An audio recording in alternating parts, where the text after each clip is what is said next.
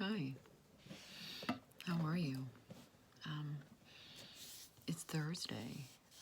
It's not Monday. I'm sure. I'm sure Monday will come around. You can look forward to that. But I was just having to think today about things. I was, I was supposed to be cleaning my studio, and as ever, when there's something that I'm supposed to be doing, I will always find something else to do. That's the way I work. There's always something better than what I'm supposed to be doing. I'm much calmer than I have been in the past couple days, past couple weeks probably. Plumbing is fixed, which is nice. I'm kind of settling into a routine, I think, of things. So, accent is kept in check. I'm concentrating very hard to keep it from going, out of control, as it were. It does that sometimes. That's my nature. If I relax or I get angry, it goes. And when it goes, look out. Anyway, I was going through the things in my studio, and I was looking at one of the bookshelves in there, and I was trying, what has made the cut of the bookshelf. I have so many books that sometimes they have to be backed up. They have to be, put away. And some of them will come back out eventually. If I want to read them again, I'll pull them out, and something else will go in. But oddly enough, one of the books, there's three of them actually, but one of them that has apparently made the cut across the board is this. The Lost Writings of Jim Morrison. I don't know. I've always been a music fan. I think everybody knows that. And I always felt somehow the Doors music has always been very pertinent in my life. From a very young age, I remember listening to it with my brother, who's much older than I. He was born in the 50s. He's 14 years older than me. And I remember listening to the Doors with him. And then, as I got older, I got darker, and I got a little stranger, as you do.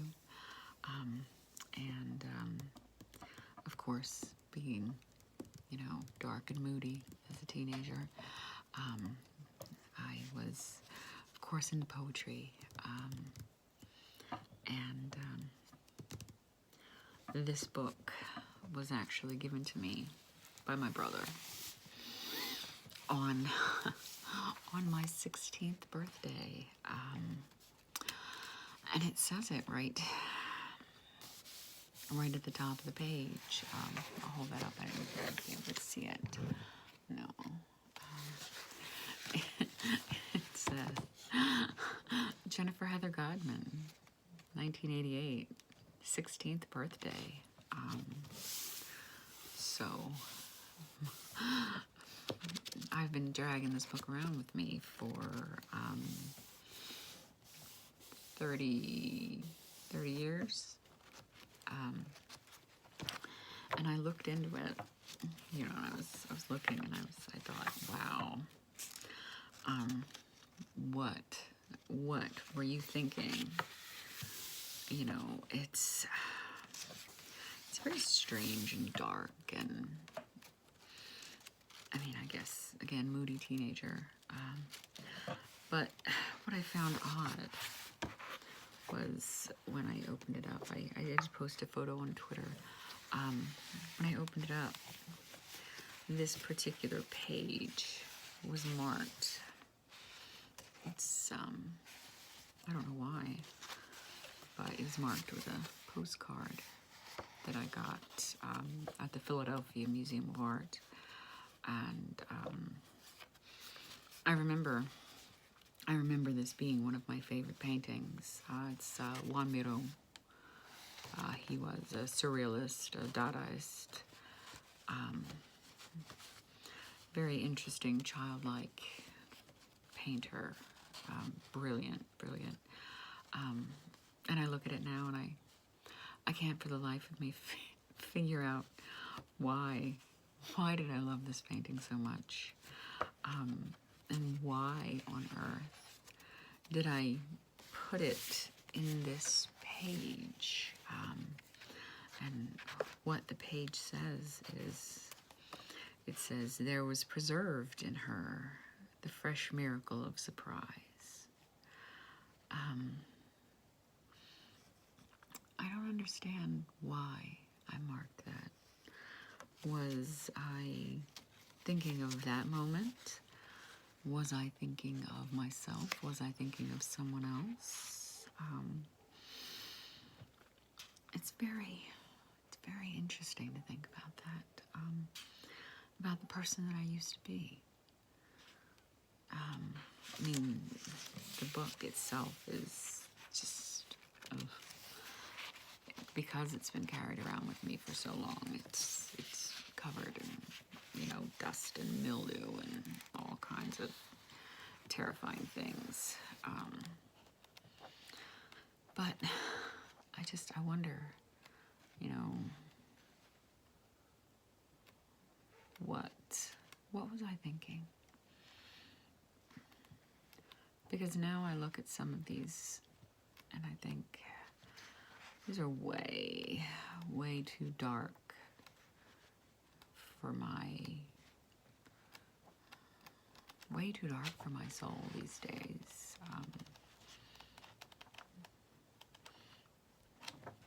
Though I won't lie,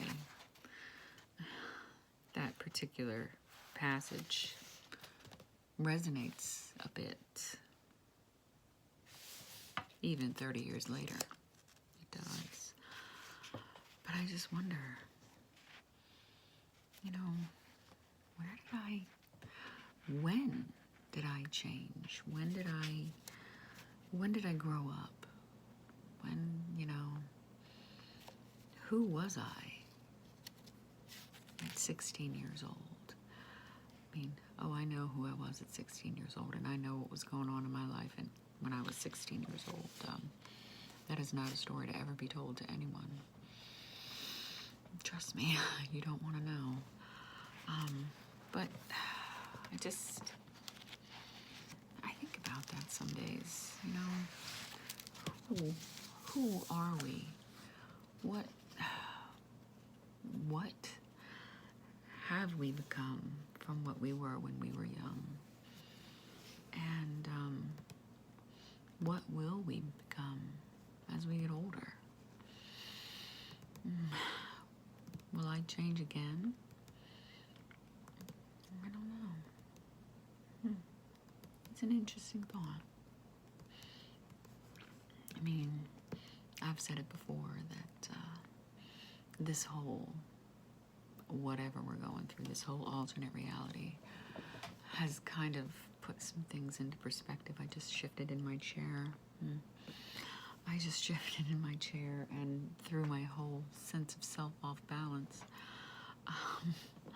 But, I mean, when this whole thing is done, will I be the same person that I was?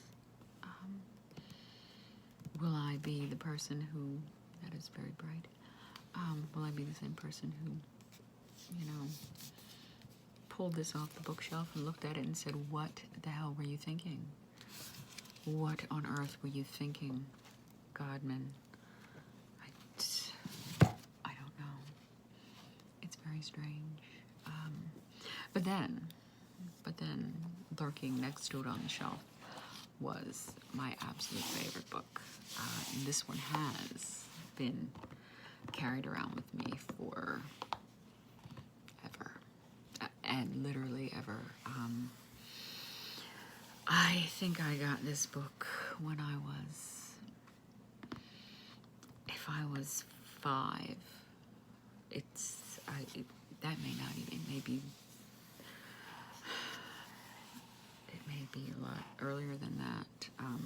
As far as I know, this book has always been in my life. Let me show you. Mr. Rabbit and the Lovely Present. It's Charlotte Zolotow. I guess that's how you say her name, I don't know. And it was illustrated by Morris Sendak. So, you know, it is beautiful. Though when I was younger, it scared me. The illustrations, I loved the story, but the illustrations scared the bejesus out of me.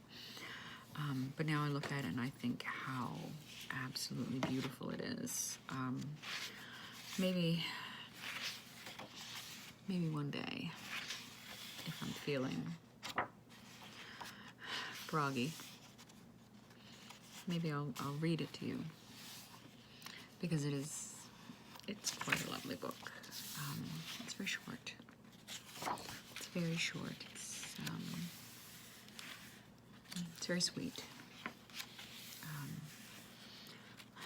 And I think, funny enough, I think that in all the life that I've lived in the past 47 years, I think I am more this book to date than I am this book.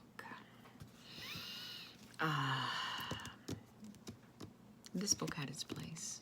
It definitely had its place, but I think I'm far more situated as this delightful children's book with its beautiful watercolor illustrations and its story of a young girl trying to find a gift for her mother. You know, a book of love and of, you know, wanting to do something kind rather than pain and drug-addled whatever the hell Jim Morrison was thinking. I think his leather pants are a little tight. But anyway, I know that's a strange thing to be talking about, and it's something to think on. Someone said to me that they used to do something. I asked a question, and they said that they used to. And in a way that made me sad. I used to do it, but I no longer do. And then I think, you know, what do I no longer do? And what no longer serves me in, you know, the person that I am right now and in the journey that I'm on. Ugh, did I just really say that? Oh my God. Ugh, I did. Sorry about that. We'll scratch that. Take that out. Edit. No, I don't edit. I never edit. You get what you get, kids. But, you know, I got rid of everything. I got rid of everything that doesn't serve me well, things that don't make me happy. If it doesn't make me happy, I don't do it. And I realized that, you know, maybe used to isn't such a bad thing. It's still part of you. It's something that you once were. It's built the structure for who you are now. So maybe it's not too bad. Maybe after this whole thing is over, I'll say, I used to sit in front of my camera and ramble on about absolutely nothing. I don't know. I guess we'll see. Anyway, that's that. Wow, 15 minutes. Go me. Go you if you can actually sit through it. Doubt it. Maybe. I don't know. But anyway, happy Thursday. Enjoy your weekend. I'll be doing a little bit of this and a little bit of that. I've got some interesting things planned. Hopefully I'll actually get to them and not get distracted by shuffling through my bookshelf again. I am trying to clean my studio, and I'm also trying to set up the back bedroom as somewhere to put my camera and things to actually functionally, instead of just plonking my ass in the middle of the dining room. Like, happy days. But anyway, we'll see what happens. All right. Take care of yourselves.